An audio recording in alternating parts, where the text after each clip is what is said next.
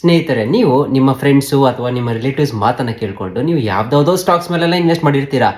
Dividends ಬಿಟ್ಟಾಕಿ ಆ stock ಬೆಳೆಯೋದು ಕೂಡ ಇಲ್ಲ. ಸೊ ಸ್ನೇಹಿತರೆ, ನಾವು ಈ ವಿಡಿಯೋದಲ್ಲಿ ಒಳ್ಳೆ ಗ್ರೋತ್ ಆಗೋದಲ್ದಿರಾ ಒಳ್ಳೆ ಡಿವಿಡೆಂಡ್ ಕೂಡ ಸಿಗೋ ಅಂತ 4 ಸ್ಟಾಕ್ ನ ಹೇಳ್ತಾ ಇದ್ದೀವಿ. ಮತ್ತೆ ಸ್ನೇಹಿತರೆ, ಇದು ಫೈನಾನ್ಷಿಯಲ್ ಅಡ್ವೈಸ್ ಅಲ್ಲ. ಇಂಡಿಯಾದಲ್ಲಿ ಯಾವ್ಯಾವ ಸ್ಟಾಕ್ಸ್ ಡಿವಿಡೆಂಡ್ಸ್ ಕೊಡುತ್ತೆ ಅನ್ನೋದನ್ನ ನೀವು ಜನರಲ್ ಆಗಿ ತಿಳ್ಕೊಳ್ಬೇಕು. ಸೊ ಇದು ಒಂದು ಜನರಲ್ ಇನ್ಫಾರ್ಮೇಶನ್ ಪರ್ಪಸ್ ಮಾತ್ರ. ಸ್ನೇಹಿತರೆ, ಈ ವಿಡಿಯೋನ ಸ್ಟಾರ್ಟ್ ಮಾಡೋಕ್ಕಿಂತ ಮುಂಚೆ ಈ ವಿಡಿಯೋನ ಸೇವ್ ಮಾಡ್ಕೊಳ್ಳಿ, ನಿಮ್ಗೆ ಮುಂದೆ ತುಂಬಾನೇ ಯೂಸ್ ಆಗುತ್ತೆ. ನಂಬರ್ 1, ಕೋಲ್ ಇಂಡಿಯಾ ಲಿಮಿಟೆಡ್. ನೀವೇನಾದ್ರೂ ಕೋಲ್ ಇಂಡಿಯಾ ಲಿಮಿಟೆಡ್ ಮೇಲೆ 1 ಲಕ್ಷ ರೂಪಾಯಿ ಹಾಕಿದ್ರೆ ನಿಮ್ಗೆ 13,000 ರೂಪಾಯಿ ಅಷ್ಟು ಡಿವಿಡೆಂಡ್ ಸಿಗ್ತಾ ಇತ್ತು ಒಂದು ವರ್ಷದಲ್ಲಿ. ಎರಡನೇದು ವೇದಾಂತ ಲಿಮಿಟೆಡ್. 28,000 ರೂಪಾಯಿ ಡಿವಿಡೆಂಟ್ ಅಲ್ಲಿ ಸಿಗ್ತಾ ಇತ್ತು ನಿಮಗೆ, ನೀವೇನಾದ್ರೂ 1 ಲಕ್ಷ ರೂಪಾಯಿನ ಹಾಕಿದಿದ್ರೆ. Number 3, VST industries limited. ನಿಮ್ಮ 1 ಲಕ್ಷಕ್ಕೆ 91,000 ರೂಪಾಯಿ ಅಷ್ಟು ಡಿವಿಡೆಂಡ್ ಸಿಗ್ತಿತ್ತು. ಈಗ 4ನೇ ಸ್ಟಾಕ್, ಇದು 5 ಲಕ್ಷದವರೆಗೂ ಕೂಡ ಡಿವಿಡೆಂಡ್ಸ್ ನ ಕೊಟ್ಟಿದೆ.